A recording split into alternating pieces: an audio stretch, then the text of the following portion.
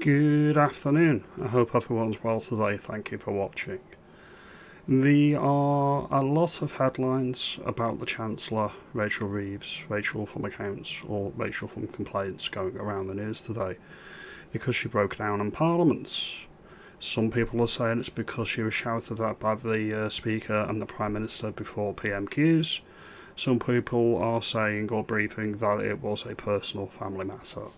I'm just going to play the clip first of all. And may I take this opportunity to thank our outstanding British Transport Police for everything that they do to support staff and passengers. Mr. Speaker, we put in place the most significant funding for farmers in the budget. We've got a roadmap for work for farmers that we're working on, and of course where they fail to actually spend.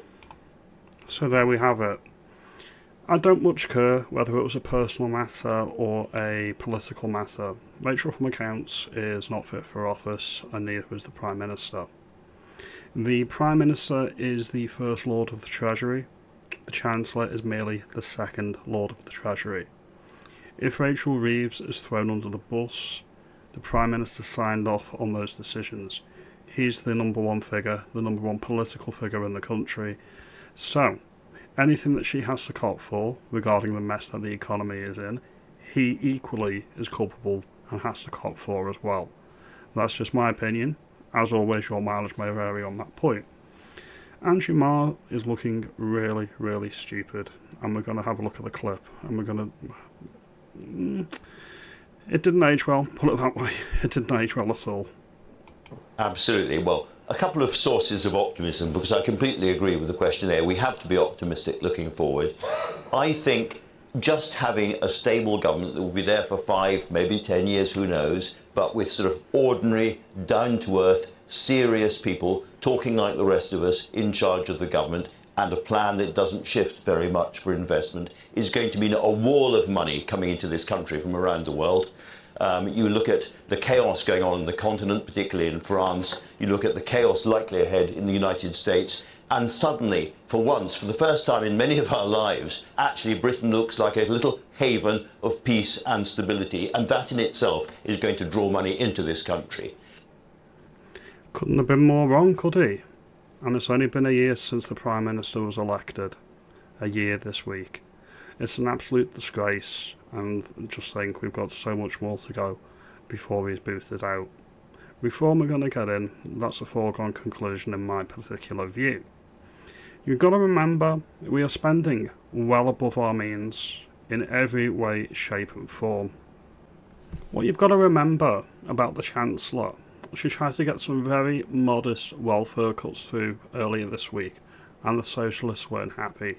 We are spending far, far too much on welfare, and you need to cut it, and you need to cut it a lot.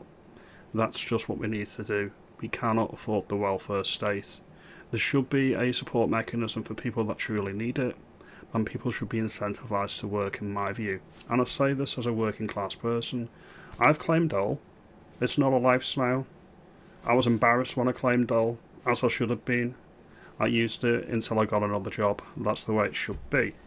But then you've got the Socialists, and this is the typical reaction a socialist has when the Chancellor or the civil service behind the Chancellor tell them that they've got to cut services and they've got to cut benefits.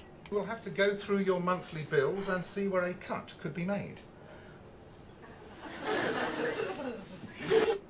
Typical socialist reaction to any benefit cuts is what you've just seen in that clip.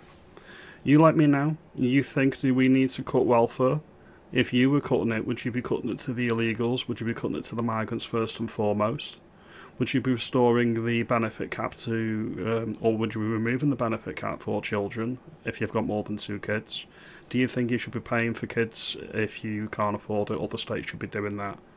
You let me know. There's not a single economic decision that this Labour government has taken in the first year in power that I'm on board with. I'm against all of it. I'm not sorry for the Chancellor. They're not sorry for right of centre politicians when they break down in political disarray. So why should you feel sorry for them? I certainly don't. All self-inflicted.